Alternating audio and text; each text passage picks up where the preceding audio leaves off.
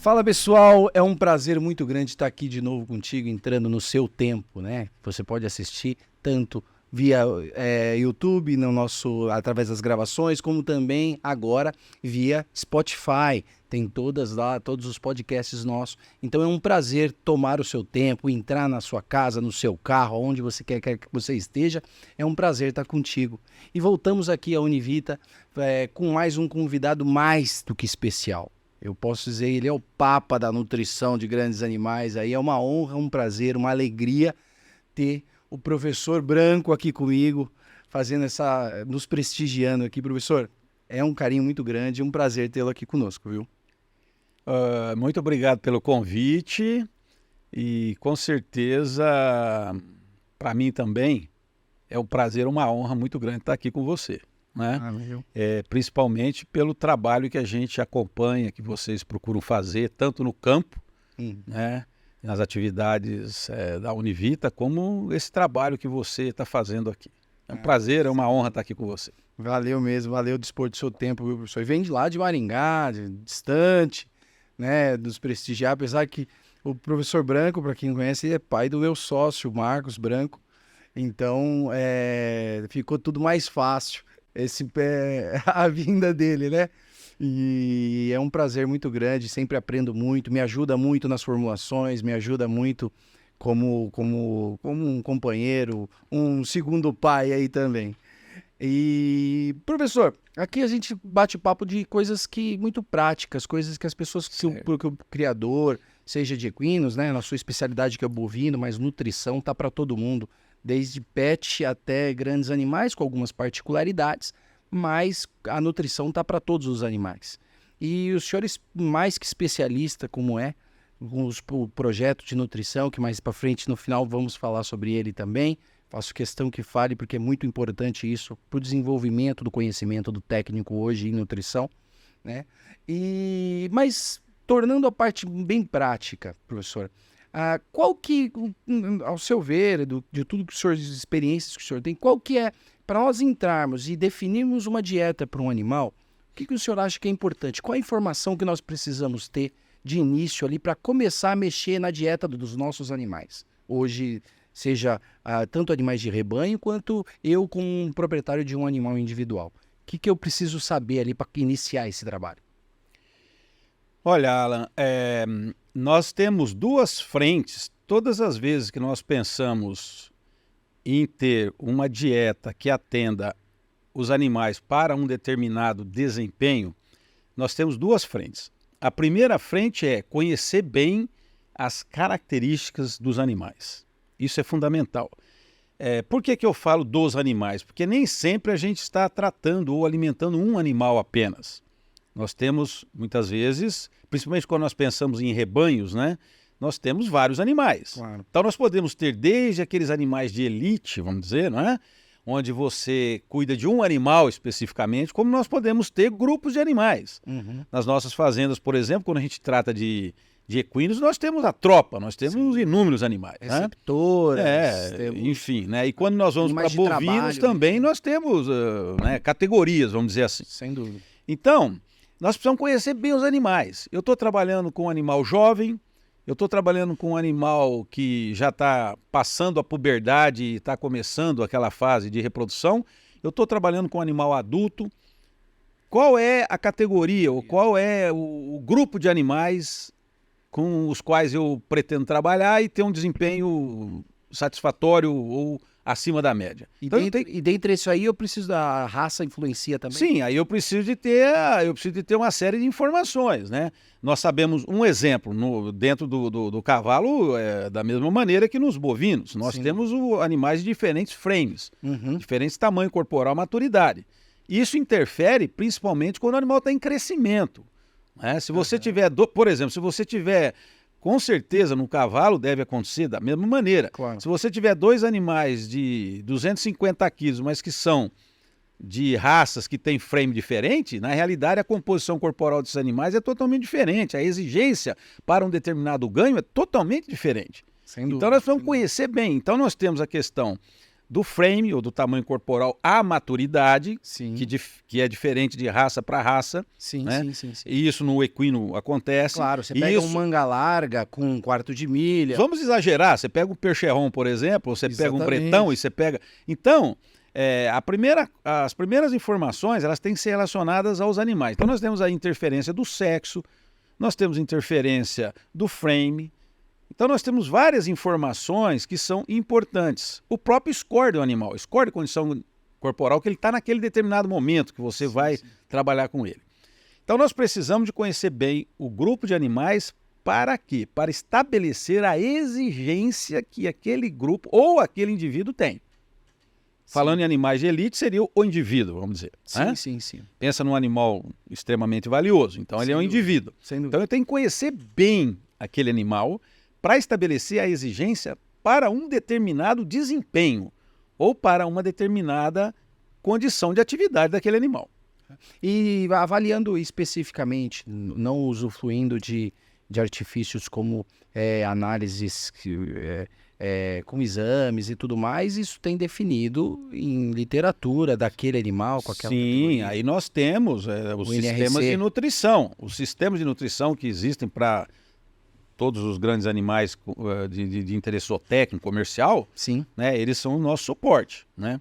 Então você busca a exigência. A exigência do quê? A exigência de todos os nutrientes. Então você vai ter exigência dos macroelementos, dos microelementos, você vai ter exigência de vitamina, você vai ter exigência de proteína, dependendo da espécie com a qual você está trabalhando, pode ser proteína ideal, por exemplo, no caso de aves, de suínos, pode ser proteína metabolizável, no caso de bovinos, o cavalo também tem a sua especificidade.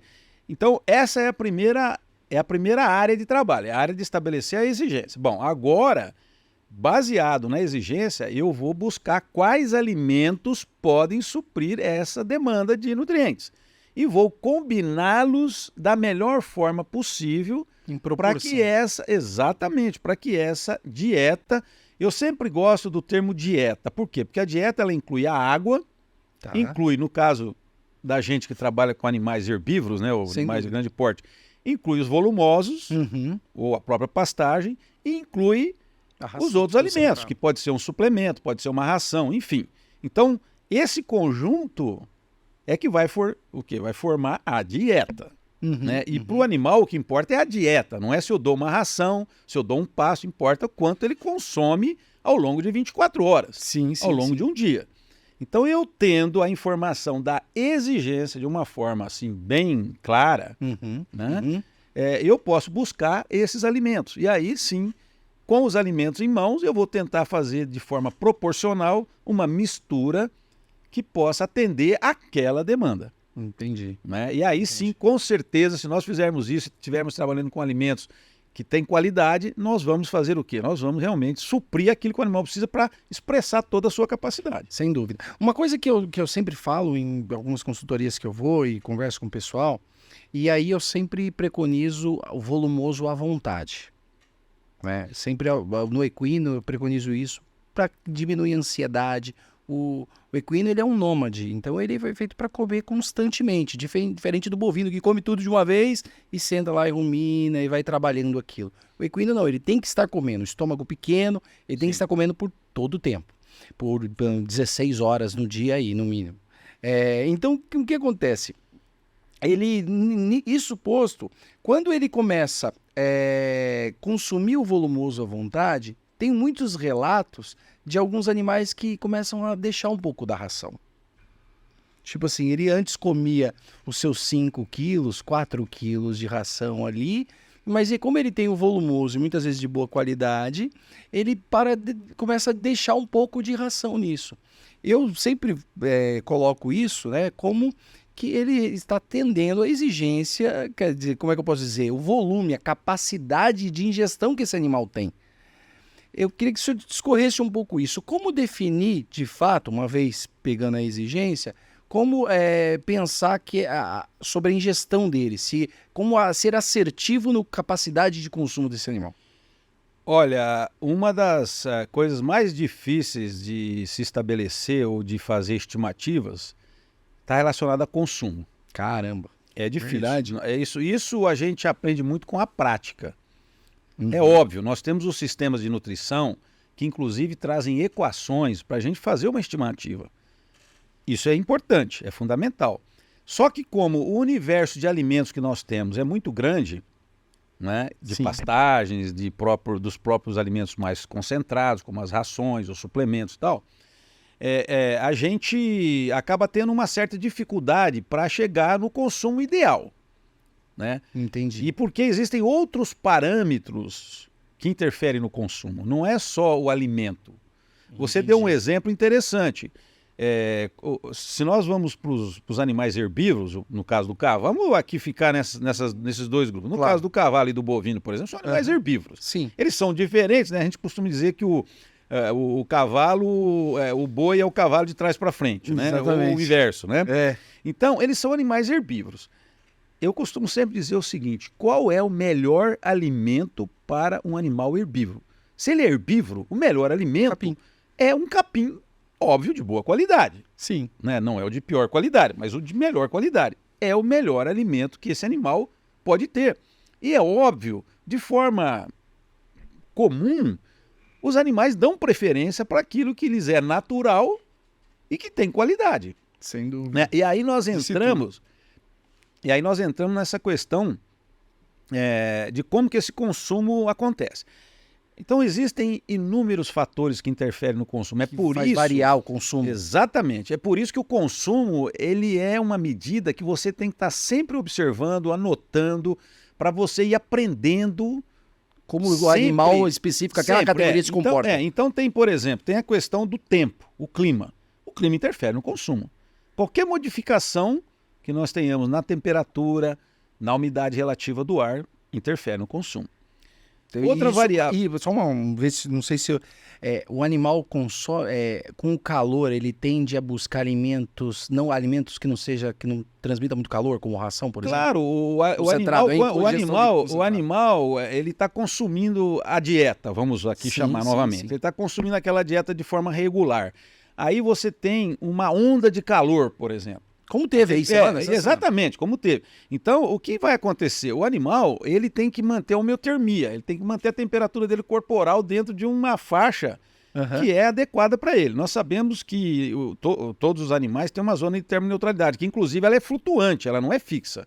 A zona de termoneutralidade ela é flutuante. Ela tanto a temperatura crítica inferior como a temperatura crítica superior, ela muda, Sim. dependendo das condições, tanto do animal como outras condições.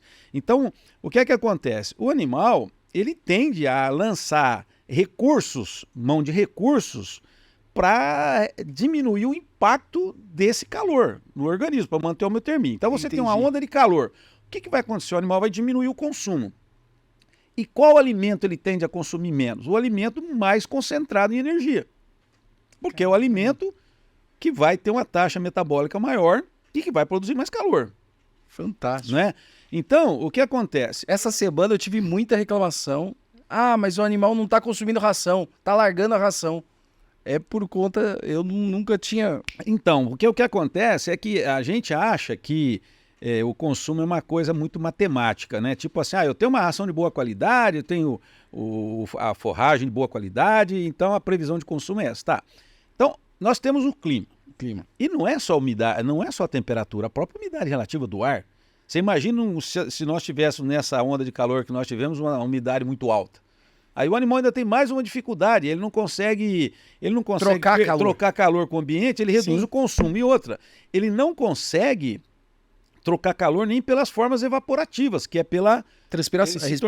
Ele fica numa respiração ofegante, né? Então aumenta a demanda de energia dele e ele tende a reduzir o consumo para compensar isso.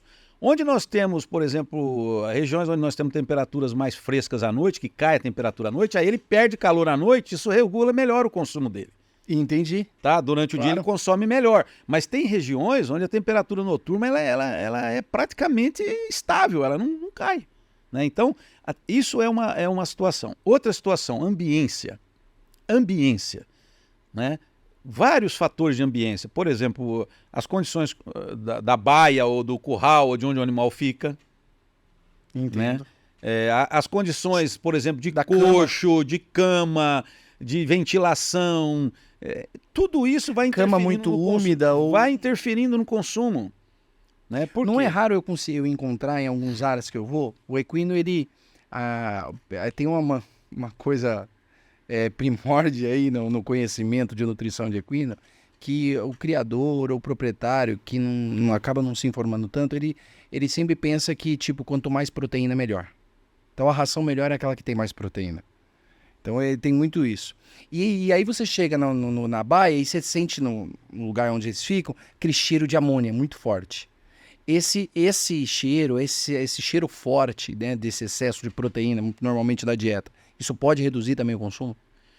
E isso pode ser reduzido não apenas pelo próprio alimento, mas até por causa das dejeções do animal, né? Entendo. Por quê? Porque a própria urina vai ter uma concentração maior de nitrogênio. Sim, sim. Porque é perdido muito nitrogênio pela urina. Né? Sim. Você entendeu? Então, são coisas que a gente tem que estar sempre atento. Uma outra questão fator importante é a própria característica do alimento. Né? A característica do alimento. A gente acha que o animal, ele não reconhece, o animal reconhece. A característica que eu falo não é só a característica de aceitação, de palatabilidade, mas a própria característica física do alimento. Por isso que é muito comum, muitas vezes, quando a gente muda de ração, principalmente no cavalo, o cavalo muda o consumo. Rápido ele muda o consumo. Sim, sim. Por quê? Porque aí nós temos algumas variáveis. Então, essa questão do consumo, ela é uma coisa muito delicada e não é muito simples. É claro que os sistemas de nutrição têm modelos matemáticos. Disponibilidade de água também? A água tem uma relação direta com o consumo de alimento. Toda vez que você restringe a água do animal, ele diminui o consumo. E vice-versa. Se você diminui o fornecimento de uma ração, o animal tende a beber menos água. Porque essas duas coisas andam juntas. Né? Quando nós imaginamos que a água ela é o veículo para levar todos os nutrientes, então nós precisamos de ter água de boa qualidade e sempre à disposição do animal para ele poder consumir o máximo que ele pode. Sim. Eu não sei quanto ao bovinos. Em equinos, eles fizeram até um trabalho recente que eles acharam a temperatura ideal de consumo para o animal, em que o animal consome mais água, que é em torno de 25 graus. Quanto mais quente, maior temperatura da água, menos o consumo. E quanto mais fria também, menos o consumo. Existe relação. No caso do bovino, a gente tem, nesse aspecto, nós temos informações, mas nós temos, eu creio que menos informações do que com relação ao cavalo, né? Mas a gente sabe que interfere. Por exemplo, na época fria do ano, eu recebo muita gente do sul do Brasil me questionando a respeito do consumo de água pelos animais. Os animais não bebem água, professor. Os animais não bebem água. Aqui é a mesma coisa. Falo, olha, acontece que a água está gelada. O animal não vai... o animal, ele naturalmente não está acostumado a tomar essa água. Não é que ele tem preferência. O animal, ele age pelo learning que ele teve, pelo aprendizado e pela experiência dele.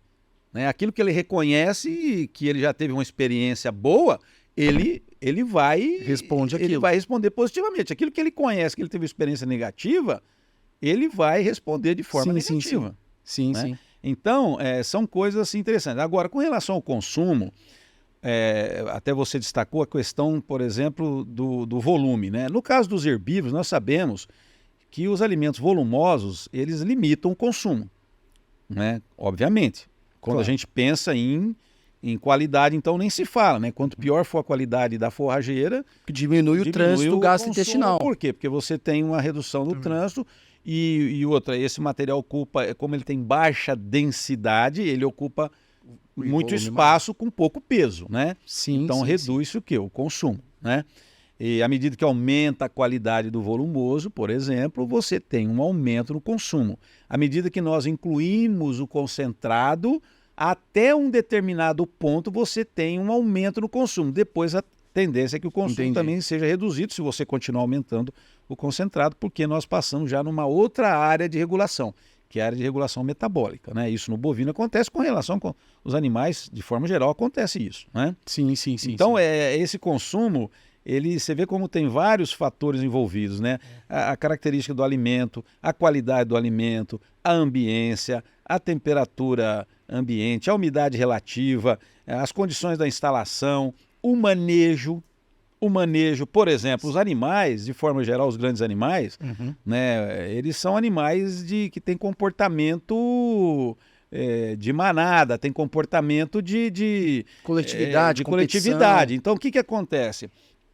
Por exemplo, se você está acostumado a fornecer o alimento para o animal num determinado horário, ou as refeições, vamos supor no caso a ração, ou disponibilizar a ração, ou qualquer alimento de melhor qualidade que você tem horários já pré-estabelecidos, onde você vai lá e fornece para o animal, o que vai acontecer? Quando você muda, isso interfere no consumo do animal. Se você não tem irregularidade nisso, isso acaba interferindo no consumo. Eles têm hábitos, os animais, né? Eu costumo dizer, olha, o animal, eu até brinco, né? Quando eu dava aula, eu falava assim, o animal é um ser humano, né? Aí os alunos não falavam nada, né? E falavam, gente, como que o animal é um ser humano, né? Ele não é um ser humano. Sim. O animal, ele é um animal. Mas ele tem hábitos, ele vai desenvolvendo hábitos. Eu costumo sempre dizer que o cavalo é como se fosse um bebê. Então, por ele ser um bebê, ele acaba tendo hora, manias, forma de tratamento, e ele tem expectativa daquilo. Você está acostumado a tratar naquele horário, é aquele horário que ele tem. Então, uma coisa que eu sempre bato no pé também, por exemplo, com relação à disponibilidade de sal mineral. O pessoal às vezes vai para um evento, vai para um lugar e não leva o sal. E o sal, acredito que também influencia nisso aí, né? Quando a gente fala em dieta, né, a gente tem que sempre entender, como eu falei lá no começo, né, que tem vários componentes da dieta, né? Nós temos a forrageira, nós temos, no caso, um suplemento ou uma ração, nós temos a água e nós podemos aqui, nesse caso, destacar o suplemento mineral, que é o sal. Né? O sal, o objetivo dele é suprir o quê? É suprir aquilo que normalmente nós não conseguimos suprir com a forrageira, com o pasto ou com algum outro alimento concentrado, ele complementar aquilo que o animal precisa. Sim. E eu sempre digo o seguinte, quando a gente trabalha, eu vou te dar um exemplo para o bovino, quando a gente trabalha com confinamento, normalmente a gente não recomenda o sal dentro do curral. Normalmente. Por quê? Porque nós, nesse caso, nós trabalhamos com aquilo que nós chamamos de dieta total. Então eu sei que tudo que eu misturar ali... Está dentro do concentrado, está dentro da... Tudo que eu misturar ali vai fornecer tudo que o animal precisa para aquele desempenho. Para aquela categoria uniforme, para aquele grupo de animais e para aquela condição de desempenho que eu desejo. Então eu busquei a informação, como eu falei lá no início, peguei os alimentos, combinei esses alimentos, então agora eu sei que esses alimentos, fornecidos naquela quantidade que o animal ingerir aquela quantidade prevista, e aí tem os fatores que interferem no consumo, que nós temos que ficar de olho, claro, né? Para ter certeza que o animal está consumindo aquilo que eu fiz previsão, para que ele possa ter o desempenho. Então a gente normalmente não recomenda. Agora, nós temos situações, é muito comum o pessoal perguntar o seguinte, mas será que não é bom colocar lá o suplemento mineral? Eu digo, olha, ruim não é. Né? De forma geral, a gente não recomenda, mas se você considerar, por exemplo, o estresse dos animais, esse coxo talvez ele funcione como um desestressante. Entendo. Né? E o animal pode procurar o coxo, ele pode lamber o sal. Né? Mas nesse caso nós temos controle da alimentação. É diferente. Quando você não tem, você deve sempre ter o suplemento mineral à disposição do animal. Sempre. Antes de partir para a parte do mineral, professor, deixa eu te fazer uma pergunta que é uma dúvida muito grande. Eu tenho batido muito na tecla dos criadores, do pessoal que adquirem, que agora entrou com muita força a silagem dentro da equinocultura, que nós não tínhamos, e entrou também o pré-secado, né? Vou te dizer que da pandemia, do início da pandemia para cá, isso entrou com muita força. Antes era, você falava que é cavalo de prova, de competição, é feno e acabou. Não tem meio termo. Ou piquete solto. Não tinha isso. Então entrou muito forte. Com isso, nós criamos uma variedade de fornecedores de silagem, seja ela de milho ou de capim, de pré-secado, que é um teor de matéria seca um pouco maior. Quer dizer, até aqueles fenos em bola muito grande. E eu venho batendo na tecla, falo assim, olha, o produtor desse tipo de alimento, de forrageira, tem que entregar o laudo a cada lote. Peça. O cara vai te entregar, quando ele cortar aquele campo todo, ele faz um lote, um laudo daquilo, e dá uma noção pro criador que recebeu aquele caminhão, aquela carreta, para ele saber. E baseado nisso, como ele interpreta ali, via laudo, tá? a real qualidade daquele feno ou daquela bola de feno que ele recebeu ali. Tem um fator, tem números ali que expressam isso? Quando você envia uma amostra para o laboratório, é óbvio que começa pelo que você tem que pedir na análise, né? Claro. Então, você já começa a analisar a qualidade pelos parâmetros que devem ser solicitados, né? E aí eu vou tocar aqui quais seriam eles, né? Mas não são apenas parâmetros de composição química que são importantes, né? Nós temos que ter os parâmetros, por exemplo, de contaminação, né? Quando a gente fala principalmente em alimentos conservados com alto teor de umidade, que são esses dois aí, no caso, silagem e pré-secado, o que acontece? Eu já tive experiências muito desagradáveis com pessoas que estavam usando pré-secado, né, e que tiveram experiências complicadas, isso com bovino, né? Porque, primeiro, existe toda uma tecnologia para produzir isso daí e não é tão simples, principalmente o pré-secado, né? A silagem, não é que ela seja mais simples, mas a silagem nós temos mais domínio, porque nós temos mais tradição em trabalhar com produção de silagem, nós temos mais gente preparada para isso. Com relação que vem da bovinocultura de anos, exatamente. Né? E com relação ao pré-secado,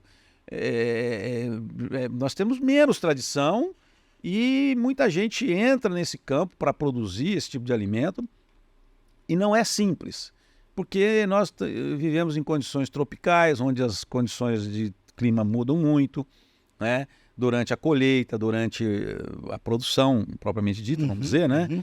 Então, a gente precisa tomar muito cuidado. Então, com relação à qualidade, nós temos que avaliar sempre a concentração de micotoxinas. Isso é fundamental. Tem que ter, né? Principalmente a aflo, né? A aflotoxina, que, né? Que é a mais comum, a mais... que tem um impacto muito grande no animal. Mas nós temos os outros grupos de micotoxinas, né? Que não cabe aqui a gente detalhar cada um deles, né? Mas os parâmetros relacionados à contaminação com micotoxinas são importantes. Depois nós vamos para algumas análises químicas. Então aí, o que é importante, né? Obviamente a proteína, ela é importante. Nível de proteína. É óbvio que é importante. Vai definir, inclusive, o tanto de inclusão do alimento concentrado. Exatamente, né? E com relação à concentração de elementos minerais, apesar de nós termos variações, porque quando a gente fala em microelementos, a gente já tenta colocar tudo num suplemento ou na própria ração. Quando a gente vai para macroelementos, a gente conhece bem a composição média das nossas forrageiras, então a gente tem um bom conhecimento de cálcio, fósforo e tal, mas a gente tem que pedir. Né? Principalmente cálcio e fósforo tem que estar presente. Devido a algum tipo de adubação, coisa pode ter uma variação. E outra coisa, né? Principalmente o fósforo é um elemento caro para você suplementar, então é importante você saber a concentração, né? Sim. E também é um elemento que em forrageira sempre vai estar numa concentração menor e que pode ser, inclusive, uma concentração que está limitando o desempenho do animal. Sim, e a relação cálcio e fósforo para o equino, diferente do bovino, ela é crucial. Então são esses dois parâmetros de composição de macroelementos, primeiro de cálcio e fósforo, né? Os microelementos a gente não se preocupa, porque normalmente a gente já considera que tem que suplementar mesmo, porque não dá para confiar, mesmo porque tem alguns microelementos que a gente nem dificilmente você vai conseguir fazer uma boa análise. Por exemplo, selênio, iodo, cobalto, praticamente, né? No caso do cobalto é importante, muito importante para o bovino, né? Sim. No caso de vocês, principalmente o selênio, o iodo, enfim. Claro. Então, são esses parâmetros. E o outro parâmetro muito importante é o relacionado à fibra. Tá. E eu sempre costumo destacar, herbívoro, o importante não é fibra bruta. O importante é FDN e FDA. Esse é o... Tá? Por quê? Porque o herbívoro, né, ele é um animal que ele aproveita essa fração de forma muito eficiente. É claro que o cavalo menos do que o bovino, mas também aproveita de forma muito eficiente. Né? Então, o que é que acontece? Se você tem, por exemplo, uma forrageira que tem 58% de FDN, é uma situação, que é o que? A parede celular. Né? O FDN é importante, inclusive, para limitação do consumo. Sim. Se você tem essa mesma forrageira, ela passou do ponto, ela amadureceu e você está lá com 74% de FDN, é uma outra situação. É um alimento mais totalmente seco, menor consumo. Totalmente diferente. Pode ser a mesma forrageira, mas ela é totalmente diferente. Por quê? Porque essa fração, a fibra em detergente neutro, que é um sistema de análise onde nós usamos detergente, Sim. né, ela separa o quê? Ela separa a real fibra De do fonte alimento, energética, né? Sim. dos componentes de conteúdo celular, que são de alta digestibilidade, que são as proteínas, que são extrato etéreo, Sim. esses outros elementos, os próprios minerais e tal. Então ela separa. Então é muito importante você ter uma análise de FDN. E uma análise de FDA também. Por quê? Porque o FDA tem relação com o valor energético daquela forrageira. Quanto maior for o FDA, menor é o valor de energia digestiva, por exemplo. De energia metabolizada. Entendi. Né? Então são duas análises importantes. Quanto maior o FDA... Quanto maior o FDA, menor é a energia. concentração de energia digestiva desse alimento, que o equino vai aproveitar, por exemplo. Né? Então, por quê? Porque, é claro, é a fração onde você tem o quê? Você tem a celulose, que é a fração menos digestível da FDN, né? Porque a FDN tem o quê? Tem hemicelulose, celulose e lignina. Então, quando você faz a análise do FDA, ou da fibra em detergente ácido, você separa a hemicelulose, que é a fração mais digestível, para o cavalo, para o boi, não importa. Vai ficar quem? Celulose e lignina. A celulose é a fração menos digestível, mais difícil de ser digerida. Né? Então, o que acontece? Quanto maior o teor de FDA, menor o valor energético daquele alimento. Sim. Então, nós precisamos conhecer proteína, precisamos conhecer alguns macroelementos, principalmente cálcio e fósforo, para ver a relação e ver, inclusive, o nível de fósforo que eu tenho naquela forrageira. E as frações. Esse FDA, ele é fundamental por esse motivo, porque como é a fração menos aproveitada, né, ou que tem menor digestibilidade, significa que o animal vai ter um aproveitamento menor e você vai ter menos energia digestiva para o animal. Então a ideia, dentro de uma análise dessa, é você ter o FDN e o FDA em níveis baixos de... uma proporção baixa de porcentagem. Quanto menor for o FDA ou o FDN, ou os dois, melhor é a forrageira.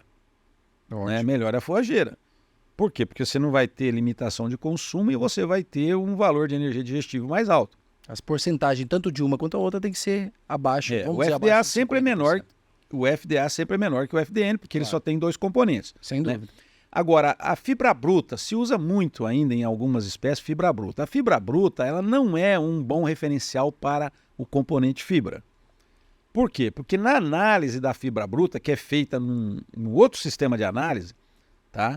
Nós solubilizamos a hemicelulose e parte da própria lignina, que se solubiliza porque nós usamos álcalis fortes para separar a fibra bruta. Né? E aí o que acontece? Aí tem um elemento nessa análise que nós chamamos de extrato não nitrogenado. Ele é contaminado com a hemicelulose e com parte da lignina. Então o valor de fibra bruta ele vai ser um valor pequeno, mas ele não expressa realmente a fibra que nós temos no alimento. Sem dúvida. Então nós temos que fazer a análise de FDN e de FDA. Para saber. Quanto maior o FDN, maior interferência no consumo. Quanto maior... Prejudicando, obviamente. Claro. Quanto maior o FDA, menor o valor de energia digestiva. Então nós temos que estar sempre de olho nisso. Hoje um capim de boa qualidade, a porcentagem de FDN e FDA, vamos trabalhar com o Tifton, que talvez você já tenha bastante experiência.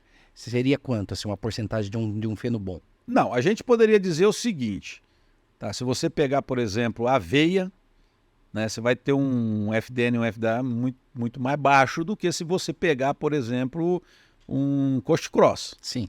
Né? Então é difícil a gente estabelecer o que é o ideal. Por quê? Por quê?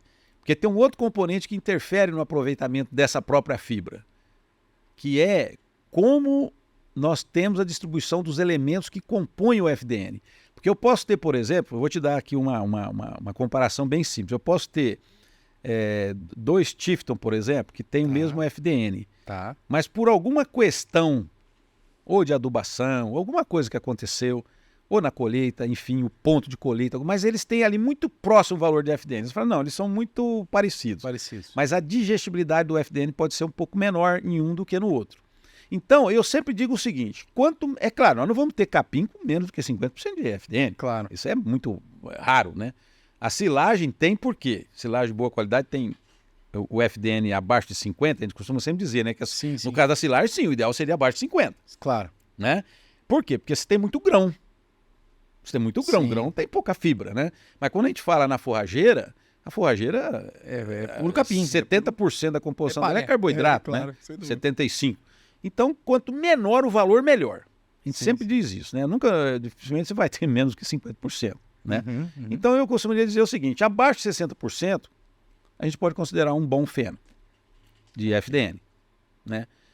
E o FDA vai variar de acordo com a é. adubação, de acordo com... E acima de 60%, até uns 70%, você tem um feno de qualidade média.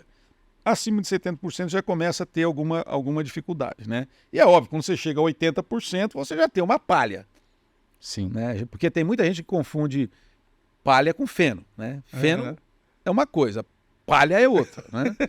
Tem muita gente que às vezes enfarda palha dizendo que é feno, né? Que não é feno, que é palha, né? Então, eu creio assim, que abaixo de 60% de FDN, você poderia caracterizar como feno de boa qualidade, né?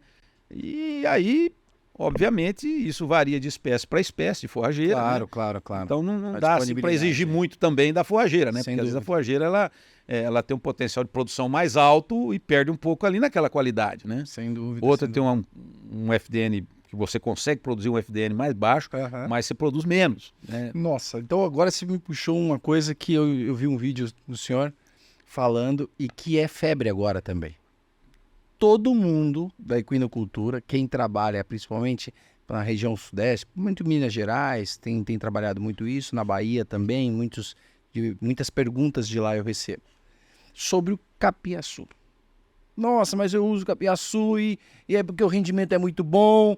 E eu falo assim, calma, cuidado, porque a melhor composição dele não tem tanto rendimento quanto você espera, né? Ele dá mais rendimento quando ele perde mais nutrientes. Se você puder fazer se o senhor puder fazer uma... Olha, eu vou ser sincero para ti. Eu acho assim, o capiaçu, a gente precisa separar as coisas. Se nós vamos falar de qualidade, a gente vai ter dificuldade de falar do capiaçu. Se a gente for falar de produção de massa, aí nós vamos ter facilidade para falar do capiaçu. Capiaçu, eu conheço propriedades que produzem 100 toneladas de matéria seca por hectare, próximo disso, em área de fertilidade mais alta, bem manejado, bem implantado, com cortes permanentes quando ele apresenta, né, o porte de corte e tal, produz muita massa. Só que se você for para a qualidade, ele é um capim que tem baixa qualidade. Não dá para comparar com outras forrageiras onde a gente pode obter uma qualidade muito superior, né? Então, se você pegar, por exemplo, é muito comum, outra coisa, o capiaçu ele acumula muita água, mesmo quando ele está com um porte muito alto, né, e que você corta ele acima de 3 metros, 2,5 metros, então tem muita água, né? Então, o que acontece? Ele é um capim que, se você pegar aí num ponto de corte entre 90 e 110 dias, seria um ponto de corte onde você tem uma produção de massa realmente que vale a pena, né? Você vai ter um capim que tem um NDT, para bovino no caso, ao redor de 50%, né? E proteína entre 5,5% e 6%. Então, não é uma forrageira que tem qualidade. Agora, quando eu penso em volume, né, aí sim, aí eu tenho que pensar o seguinte, bom, eu com um capim desse, eu posso ter uma carga animal muito maior na minha propriedade, só que eu vou ter que suplementar para ter desempenho, senão eu não tenho desempenho. Não tem desempenho, Show. Porque 50% de NDT vai me dar 100 gramas de ganho médio diário por dia, isso pensando no bovino. Agora imagine no cavalo. No cavalo.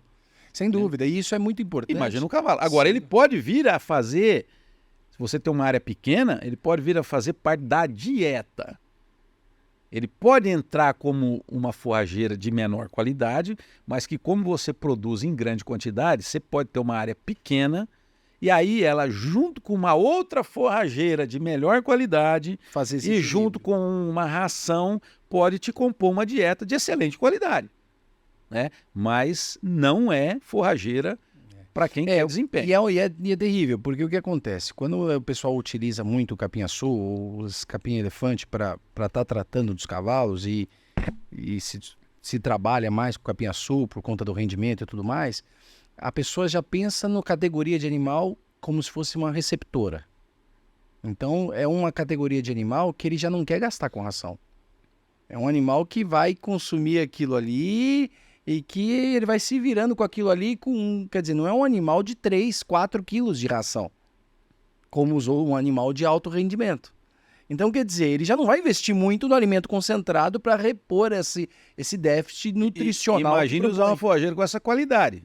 Sem dúvida. Né? Então, Com não seria uma certeza, um opção. animal numa condição dessa vai perder peso, vai emagrecer, vai ter uma condição gerar mal um pode outro. até comprometer, porque nós temos que entender o seguinte, o pessoal tem que entender que a vida dentro da mãe, enquanto o animal está ali, dentro da mãe, ele tem que receber nutrição por via da mãe. Né? Em bovino, nós temos hoje uma área que está avançando muito, que nós chamamos de programação fetal. Sim, né? sim. E hoje nós sabemos que as nossas vacas de cria, que sempre ficaram nas piores pastagens dentro da propriedade ou dentro de uma região, né? Isso é natural, ainda continua assim, né? Mas hoje o pessoal tem preocupação, por exemplo, em fazer os planos de suplementação visando a cria. Por quê? Porque a vida do animal dentro da mãe, ela é muito importante no futuro. Sem dúvida. Porque as privações de nutrientes que nós dermos para a mãe, nós estamos dando para o feto. Que nós depende exclusivamente da alimentação da mãe. Óbvio, ele come através da mãe. Seria uma burrice a gente achar que eu vou tratar mal a mãe e estou tratando bem o feto. Sem dúvida. E, inclusive, é uma coisa um pouco interessante. Eu tive uma notícia essa semana muito interessante. Nós estamos num aras muito grande, renomado, no meio do quarto de milha. Ele controla muito bem os pesos ao nascimento. E eu fiz um desafio lá. Falei assim, olha, entra com matrizes, que é um produto nosso, que eu criei para as receptoras no terço final de gestação e durante o aleitamento. Ela é muito rica, esse produto é muito rico no Prosac, na nossa levedura, ele tem óleo essencial, ele tem a parede celular de levedura, o MOS, ele tem o litotânio calcário, ele tem aminoácido, peguei os 5 aminoácidos essenciais e isolei e coloquei dentro dele os 5 aminoácidos mais essenciais, os essenciais. Mais limitantes e essenciais, né? Exatamente, coloquei ali de forma isolada e complementei ainda com o núcleo de levedura. É um produto fantástico. Valor agregado considerável devido a esses produtos. E detalhe, minerais orgânicos, todos os minerais orgânicos. É um produto premium. E eu coloquei e fiz um desafio. Olha, você vai dar 50 gramas desse produto para essas éguas nesse terço final de gestação e você vai pesar os potros assim que nascer. A média de potros desse aras era em torno, a média do peso variava entre 45 a 50 quilos, os potros ao nascimento. Nenhum potro nasceu com menos de 60 quilos com essa suplementação. A gente precisa de entender isso, né? Que a gente precisa de enxergar o feto, né, por meio da mãe. Né? E eu costumo dizer, é uma burrice você achar que está tratando mal a mãe e que está tratando bem o feto. E o que acontece durante essa vida, antes do parto, né, vai interferir no resto da vida do animal. Né? No resto da vida do animal. Então nós precisamos de ter essa preocupação. E aí quando a gente volta, por exemplo, à questão que você havia levantado, do capiaçu, né, é aquilo que eu falei. O ideal é usar, se você quer ter uma área de produção forrageira vertical com maior produção de massa e tal, não existe nenhum problema nisso.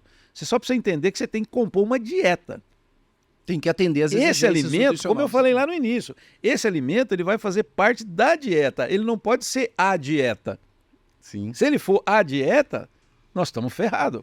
Agora, se ele fizer parte da dieta, aí eu posso ter uma condição excepcional. Por quê? Porque aí eu vou explorar o quê? Desse alimento. Eu vou explorar a produção dele. A qualidade eu não tenho, mas eu tenho produção. Só que quando ele entra na composição da dieta, né, ele vai ter o quê? Outros alimentos que vão agregar e que vão fechar essa exigência que o animal tem. E aí sim eu posso incluir parte dessa dieta na forma de um capim de pior qualidade. Não há nenhum problema nisso, né? Agora, se eu não tenho como fazer isso, não dá. Ele não pode ser a dieta, né? Professor, vamos entrar na parte de mineralização. Eu sempre falo que nós aprendemos muito com a bovinocultura quando nós falamos em mineralização. Porque eu falo assim, gente, Em muitas palestras que eu dou, eu falo assim, o que engorda gado? O que não pode faltar para o gado? Sal mineral. Então nós não podemos, dentro da equinocultura, em animais suadores, deixar com que isso falte. Né? Então é uma luta que dê sal apropriado, né? Sal próprio para a espécie, para o equino. Muitas vezes não dão, lambe o que tem. Né? É muita luta fazer com que eles utilizem. É comum ter quedas em índice de fertilidade. Aí quando você for ver, vai ver é por conta do sal. Então até nós comentamos aqui sobre a necessidade do sal à vontade para livre consumo do animal, uma vez que na equinocultura nós não temos esse controle da dieta total como é feito na bovinocultura. No confinamento, né? Porque de forma geral, no restante da bovinocultura, nós também temos que ter, porque senão não acontece, né? E a grosso modo, quais são... O que nós podemos dizer dentro dessa mineralização? É muito comum que as pessoas falam comigo, falam assim, Alan, mas a ração já tem o sal, já tem os minerais, né? É uma verdade, isso procede, nós podemos confiar nesse mineral provindo desse alimento concentrado, que muitas vezes é sulfatados e não quelatados, como muito sal mineral que a gente trabalha tem. Se eu puder, queria que o senhor discutisse um pouco sua experiência com relação a isso. Olha, quando a gente vai para animais onde você não tem controle do consumo da dieta, que foi formulada para fornecer, e eu sempre digo, o animal não come porcentagem, nem miligramas por quilo, ele come miligramas por dia. Ele come gramas por dia, ele come megacalorias por dia. Então, quando você não tem esse controle, e aí nós vamos para os suplementos minerais, é fundamental que os animais tenham acesso, ou o que a gente fala livre escolha, ou livre acesso a um produto pronto para uso, para ele lamber. Isso é fundamental por quê? Porque as nossas forrageiras, quando a gente vai olhar os teores de cálcio até que não são muito problemáticos, né? Nós até que temos bons níveis de cálcio. Não seria assim para todas as categorias, no caso dos equinos, tem que abrir um parênteses aqui, né? Fatores antinutricionais, que são os oxalatos. Exatamente, mas assim, considerando o cálcio total, vamos dizer, sim. Nós até que temos níveis bons, mas o fósforo, com certeza, a gente sempre vai ter níveis abaixo do que os animais precisam para ter um bom desempenho. Né? E um parênteses interessante, baseado no fósforo especificamente, muita gente fala assim, Alan, mas o fósforo não pode estar muito alto porque o equino já tem deficiência em absorver o cálcio, complicações em absorver o cálcio, se a gente fornecer fósforo nós vamos estar... Mas eu falo, não é por aí que o fósforo que nós suplementamos... Nós temos que entender que tem um nível ideal, eu não posso ficar abaixo do nível ideal, o mínimo ideal. E eu estou dizendo que nas nossas forrageiras nós estamos abaixo do mínimo ideal, bem abaixo, dependendo da categoria, bem abaixo. Né? Então tem que suplementar com fósforo. Tem que suplementar. O animal que tá em condições de um potreiro, num pasto, ele tem uma que ter receptora, em reprodução. Ele tem que ter, esse animal tem que ter acesso a esse suplemento mineral. Né? Isso é fundamental, e mesmo porque o suplemento mineral viabiliza outros ingredientes que eu queira colocar, um aditivo, por exemplo, eu posso colocar, né? Eu vou colocar onde esse aditivo? Eu tenho que colocar um suplemento mineral, né? E então tem coisas que já são... a gente tem que ser meio pragmático, não tem como ficar optando por fazer ou não, né? Mesmo porque o pessoal tem que entender o seguinte, o animal não vai comer mais sal porque você pôs o sal ou menos sal.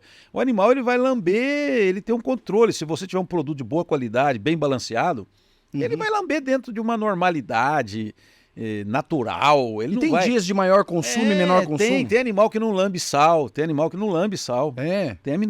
Entre os bovinos, por exemplo, é muito comum. Você tem aí, de forma geral, 10% dos animais não lambe rotineiramente o sal.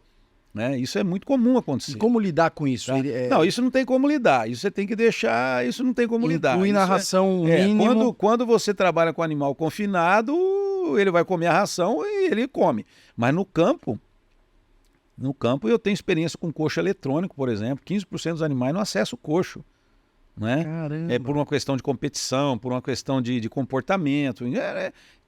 A gente acha que sabe tudo a respeito dos animais, nós sabemos muito pouco na realidade. Por isso que nós temos que estar sempre observando os animais. Né? O sujeito que não vive no meio dos animais é meio complicado ele entender, porque ele precisa ele precisa de participar da vida, ele tem que ver o que acontece. Sem né? dúvida. Sem Então, dúvida. o que acontece é isso, é que a gente sempre tem isso. Sempre tem. E no meio, com certeza, dos equínomos nós também vamos ter. Né? Por uma questão de comportamento, questão de hierarquia social, questão de espaço inadequado, Tamanho de coxo. enfim. Mas a gente tem que disponibilizar. Isso é fundamental. Né? Por quê? Porque você falou na ração, mas a ração, veja bem, vamos pensar numa ração X.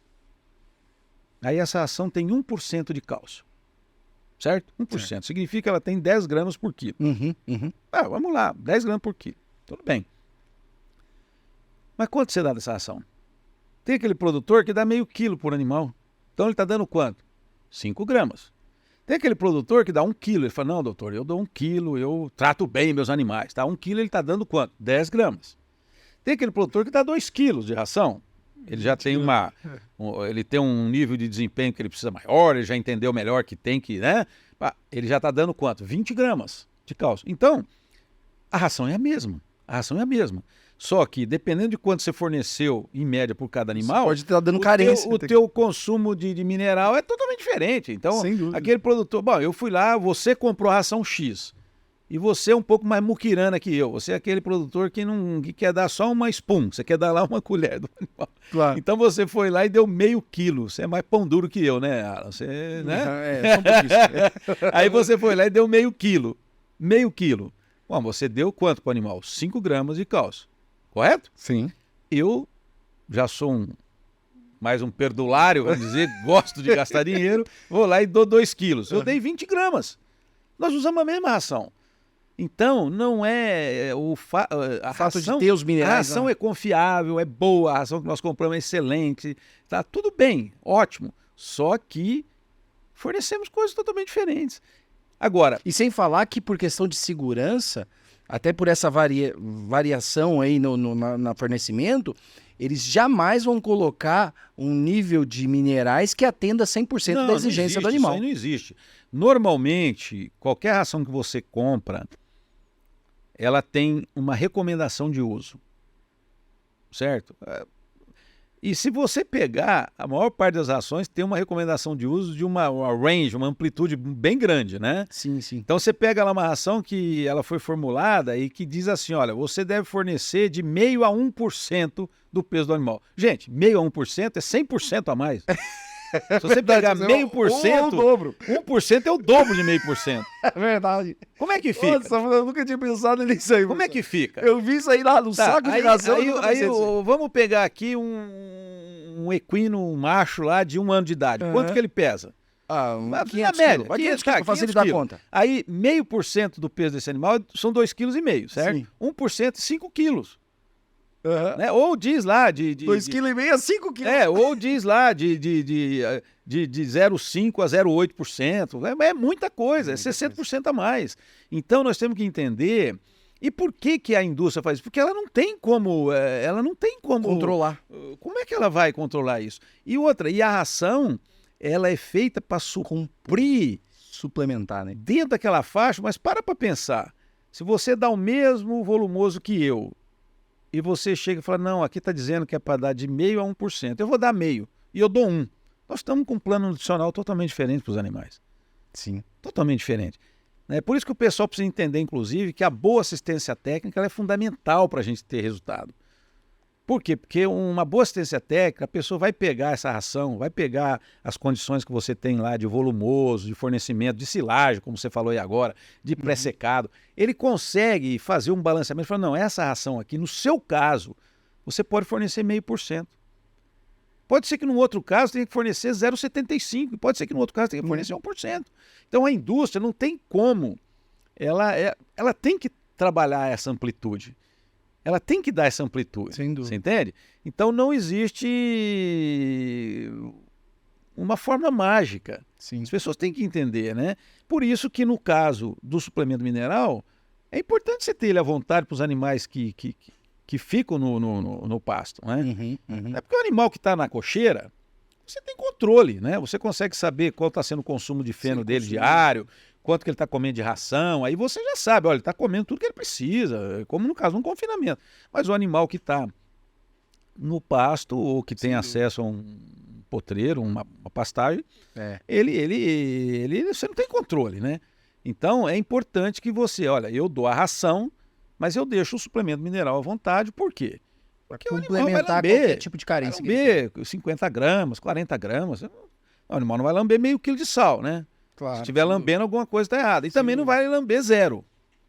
Na média, né? Você pode ter até um animal que lambe zero, né? E você pode ter até um animal ou outro que lambe 200 gramas. Sem dúvida. Mas na média, a gente já conhece qual é o consumo de cada categoria. Claro, tem indicação, não? Inclusive nos rótulos. Exatamente. O produto é feito para aquilo, né? Então a gente precisa de entender isso, né? E eu sempre digo, olha a recomendação de uso, você vai ver que ela é clara, ela te ajuda, só que ela também não faz o papel de um bom técnico. Sem dúvida. Né? Por exemplo, tem produtos como o exemplo que você deu desse produto que você fez o desafio lá para esse produtor, né? E que deu um resultado muito bacana. Esse é um produto diferente, porque você tem uma dosagem e você faz com que o animal consuma aquilo ali. Sem dúvida. Então é diferente. Você força Agora, aquele consumo. É um consumo forçado. Agora, quando você tem um produto que pode ser usado numa Consumo ampla voluntário. faixa e numa ampla faixa sim. de uso, então não tem como você achar que resolveu o problema tá com por seus ter problemas ali. resolvidos porque tem cálcio, tem Porque tem nos fósforo, níveis de tem garantia. magnésio, tem zinco. Não é assim que funciona, né? E, professor, nós estamos caminhando agora para a reta final. E antes do senhor passar todos os detalhes do projeto de nutrição que o senhor tem, eu queria fazer mais uma pergunta que me veio aqui na cabeça, no senhor discorrendo aí sobre consumo, sobre tudo isso, mas eu sei que o senhor tem bastante experiência nisso. É sobre sombreamento. Não é raro eu chegar na propriedade e os animais estarem assim ao sol, não ter o sombreamento adequado nisso, né? Apesar de muito se falar, pouco é feito, porque o pessoal acaba sendo, deixa feio, pois esse sombrite fica feio, vamos plantar uma árvore e aquela árvore não desenvolve, enquanto isso o animal cozinha no sol. Qual que é a experiência do senhor? O que o sombreamento adequado interfere? O que a falta do sombreamento interfere na vida do animal, assim, na nutrição do animal, que o senhor tem como experiência? Olha, nós temos que entender. Vamos tirar pela gente. Nós conseguimos ficar Não. no sol? Não conseguimos. Uma vez eu estava na propriedade, eu tô conversando com o rapaz e eu olhei e vi os animais muito no sol. Aí ele tava na sombra, debaixo de uma árvore, né? Aí eu falei, peraí, posiciona aqui, ó, fica aqui nesse lugar aqui, ó, e eu fico aqui na sombra e vamos bater um papo. Então tem duas coisas básicas que acabam ocorrendo. Primeiro é o estresse. É óbvio que o animal vai estar sob estresse. E aí nós podemos ter o estresse, o heat stress, por exemplo, que é pelo calor, e podemos ter o cold stress, que é o estresse pelo frio também, porque a gente pensa muito no sol, mas também tem regiões que nós temos problema do frio. Muito. Que os animais passam muito frio e as pessoas não entendem. Entende? Né? Mas, de forma geral, como o nosso país é um país tropical, que a maior parte da extensão dele está em uma condição climática de temperatura mais elevada, é muito comum que nós temos o heat stress. Então, o nome já fala, é heat stress, ou seja, estresse pelo calor. Então, existe o estresse. Esse é o primeiro. E com o estresse vem o prejuízo ao desempenho. É óbvio. Né? É óbvio. Bem, nós já até falamos de algumas coisas sem aqui, dúvida, né? sem dúvida. Né? Relacionadas a consumo, ambiente. E isso a qualquer tipo de produtividade, seja de reprodutivo. Não importa, o animal está sob estresse. Então nós temos que entender que é fundamental. E essa questão da árvore, assim, o sujeito nunca vai plantar. Porque ele diz, não, vai demorar, aí ele deixa para o próximo ano. E a gente sempre acha que as coisas não mudam.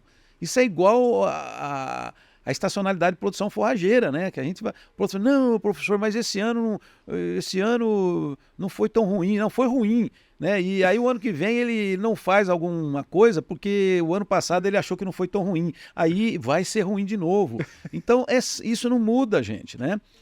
Então essa questão do sol, nós estamos num país tropical e outra, inclusive com o próprio bovino, tem gente que acha que o Nelore, por exemplo, não sofre com o sol. Que é branco. Claro que sofre. Basta você passar em propriedades onde você tem sombra uma boa quantidade de árvores, ou você tem, por exemplo... o coxo coberto, né? Não, e outra, e a combinação de floresta, pasto, lavoura, né? Sim. Certo? Onde você vê claramente o desempenho dos animais, é diferente, né? O conforto do animal Sim. né? Então, o conforto ele vai ajudar a reduzir o estresse e aumentar a produtividade, a produção do animal, né? Então, acontece o seguinte, a gente, de forma geral, a gente trata mal os animais, né? A gente precisa tratar melhor os animais, eu acho assim, né? Porque... Para ir cair a ficha de que a produtividade está ligada É óbvio, ao que mexe nós no seu fornecemos. bolso, meu amigo. E tem trabalhos que mostram isso. Que Sem mostram, dúvida, sem né? Isso. Agora, é claro que precisa ser bem feito, precisa ser feito com orientação. Também não pode o sujeito sair por aí fincando 4 pau e puxando um sombrito de qualquer jeito em cima. Primeiro que vai ficar feio, né? E segundo que talvez não vai resolver o problema, porque ele não seguiu uma normativa, uma orientação e tal. Sim. Mas tem que ter, né? Os animais têm que ter sombra, né? Isso é fundamental, né? É fundamental. Professor, e eu gostaria de saber mais sobre o projeto de nutrição, a plataforma, a forma que o senhor está trabalhando na parte de nutrição e até deixar claro para você, o recado para você de casa aí, que esse projeto de nutrição do professor Branco, ele abrange a bovinocultura, tanto de corte quanto de leite, mas os conceitos de nutrição são geral. Falo isso porque tem colegas meus veterinários de equinos que fizeram o curso e que falam, até estão esperando esse nosso podcast aí por saber de tudo que aprendeu, que levou desses cursos. Nós criamos a Escola de Nutrição Animal. A Escola de Nutrição Animal é uma plataforma por assinatura, tá? Onde nosso objetivo é preparar melhor os nossos técnicos, né, para exercer de forma mais eficiente o seu trabalho na área de nutrição animal, né? Então, a Escola de Nutrição Animal. Nós não vamos discutir melhoramento genético, nós não vamos discutir melhoramento de planta, nós vamos discutir ali dentro nutrição animal. E essa grande plataforma, a Escola de Nutrição Animal, é exatamente assim. Você digita lá escoladenutriçãoanimal.com.br, você entra na plataforma, né? É óbvio que num primeiro momento nós temos mais os cursos da nossa expertise, né? Nós temos os cursos ligados à bovinocultura, né? Mas estamos já ampliando. Nós vamos ter cursos ali relacionados à nutrição de cavalo, nutrição de suínos, nutrição de aves, nutrição de peixes, nutrição de camarão, nutrição de gato, nutrição de cachorro, nutrição animal. Inclusive, eu quero aproveitar, eu gostaria que alguém me trouxesse um presente que eu trouxe para você aqui, né? Eu gostaria de passar às suas mãos esse presente, né? Caramba, que tem obrigado. aí Eu tô gostando do podcast, que da vez passada já ganhei um presente, dessa vez agora ganhei outro. Olha aí. Olha aí, nós temos aí um boné da Escola de Nutrição Animal, né? Olha aqui. O pessoal pode ver, ó, os meninos da nutrição animal. Os meninos. Tem os meninos da pecuária, agora nós temos os meninos da nutrição animal. Né? Tá aí, ó, um boné de presente. E temos aí uma caneca, Stanley, né? Olha. Também dos meninos da nutrição animal, para você tomar o seu chopp, tomar a sua, sua hoje é o dia gelada, né? Tá? Fechou. Então, um prazer estar te entregando aí esses obrigado, professor, de coração. Então a escola é esse projeto, sabe? Ela é um projeto onde nós queremos ter um ambiente, onde nós temos os treinamentos. Então, para você ter uma ideia, hoje lá nós já temos um curso robusto de formulação de suplementos para bovinos, um curso de formulação de dietas e rações para bovinos de corte, estamos lançando agora um curso de tecnologia da produção de feno com um dos maiores especialistas do Brasil, Dr. Clóvis Jobim. Que show! Tá? Nós temos um curso de confinamento de bovinos para alto desempenho, nós temos um curso lá já da equipe da Gerente de Pasto, que é uma empresa que trabalha com um sistema de gestão de pastagem no Brasil em muitas propriedades, nós já temos esse treinamento. Nós já temos o treinamento de recria intensiva no coxo com o Dr. Paulo Proman, que também é um grande especialista E nessa lá área. como é que faz? Eu tenho acesso a me assinei, eu tenho acesso a tudo? Você assinou, você tem ou acesso individual? irrestrito a todos os treinamentos. Verdade? Para você ter uma ideia, hoje o nosso pacote de treinamento que nós temos hoje lá. Hoje, o custo é de aproximadamente R$9.000. Tá. Os custos que nós temos hoje atualmente colocados Sim. dentro da plataforma. Sim, sim. Né? E a assinatura é de 1.000 e alguma coisa. Né? E a É o pessoa tem anual, acesso- é o ano. Anual ele tem acesso a todos os Então treinamentos. é 1.000 e alguma coisa, É. tenho acesso anual, O anual, tem o ano inteiro para o ano usufruir de inteiro para você todos os usufruir cursos. de todos. E se entrar no meio do ano, eu vou ter acesso, mesmo acesso? Não, você tem acesso pela sua assinatura anual. Show. E agora nós já estamos em contato com muitos experts na área de nutrição de outras espécies, né? Do cavalo, peixe, Show. como eu já falei, né?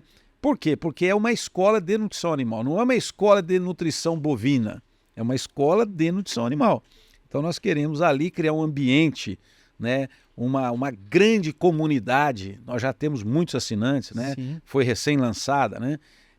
Onde a gente possa discutir assuntos realmente importantes para a evolução desses profissionais e da produção animal como um todo, a partir da nutrição eficaz, Fantástico. avançada. Outra coisa, nós estamos lançando agora no começo de novembro, né, o curso de nutrição avançada de bovinos de corte com base no NASEM 2016, que é o sistema de nutrição mais usado no mundo, né? Então esse treinamento está sendo lançado agora no começo de novembro. Né? Então é mais um treinamento. Inclusive, o senhor estava comentando comigo que está traduzindo o... Eu estou NRC. coordenando a tradução do NASEM 2016, que é o antigo NRC para gado de corte, que show. também deve já estar numa edição em português. Esse trabalho é um trabalho que eu estou fazendo junto lá para o pessoal do Santa Fe Agro Instituto, né? Que estão fazendo conjuntamente. Eles me chamaram para fazer a coordenação desse trabalho. E esse livro deve estar já em português no começo do ano aí à disposição dos profissionais. O NRC, ele é o manual, né? O manual ali que rege a exigência de cada categoria de animal, de cada a necessidade de cada espécie e assim por diante. Tanto é que o equino tem o NRC dele, o bovino de corte tem o NRC dele e assim Sim, cães têm. Cães têm, peixe. Os animais pets têm de peixe, tem de cavalo. Cada espécie tem de humanos, né? Isso, cada espécie tem o material das National Academies americanas, né? Sim, então, é um sistema de nutrição, né? E nós estamos traduzindo. Então, a Escola de Nutrição é o nosso grande projeto. Né? Já está disponível, já escola está disponível, escola-de-nutrição-animal.com.br. Entrou ali, você tem acesso a todas as informações, né? E vai ser um prazer receber o pessoal lá, né? Porque também, além disso, além dos treinamentos, nós temos inúmeros outros projetos que estão em andamento para serem colocados ali dentro, né? Nós vamos ter, por exemplo, aulas com experts de forma periódica, que vai ser disponível apenas para os assinantes, né? Então é um ambiente para discutir nutrição animal. Que show. Show. Professor, mais uma vez, muito obrigado pela sua participação. De coração mesmo, somou demais para a equinocultura, para a nutrição dos grandes animais, ter você aqui. Espero que o senhor possa voltar uma próxima oportunidade, com mais dúvidas, que com o passar do tempo o pessoal vai perguntando mais, nós vamos tendo mais dúvidas, e que eu possa contar com a sua presença aqui. E foi um prazer muito grande, uma alegria muito grande ter você conosco aqui. Muito obrigado. De coração. Olha, de coração também eu quero agradecer pelo convite e quero também me colocar à disposição para outras ocasiões que você achar pertinente. A gente está à disposição. É sempre um enorme prazer estar falando com você, né? Eu quero também parabenizar você por essa ação, né, que você está tendo de colocar esse podcast aí à disposição dos apaixonados, né, pelos equinos, né? Sim, sim. Com certeza já é um sucesso, né? E parabéns. Estamos à disposição, tá? É só chamar os pés vermelhos lá que a gente vem, né? Ótimo. Costumo dizer que nós somos pés vermelhos, né? Estamos lá na região de Maringá, Londrina, onde a terra é vermelha, né?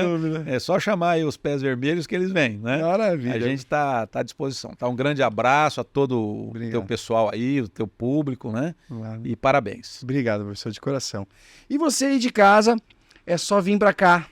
Vem aqui no Univita Podcast, entra lá no YouTube, segue a gente, ativa o sininho, que com certeza assim que tiver um episódio novo, você vai estar sabendo quando é a hora de entrar, ou quando que vai entrar, quando que está disponível. É muito bate-papo legal, muita gente boa para trazer as suas experiências. E agora também no Spotify tem lá, você consegue ouvir no seu carro, na sua viagem, tá sabendo todas as novidades e somando ainda mais para você ser um excelente profissional, um excelente criador, um excelente ser humano que cuide muito bem dos seus animais. Obrigado, um forte coração, um abraço da Univita e toda a equipe aí. Valeu, moçada, até a próxima, se Deus quiser.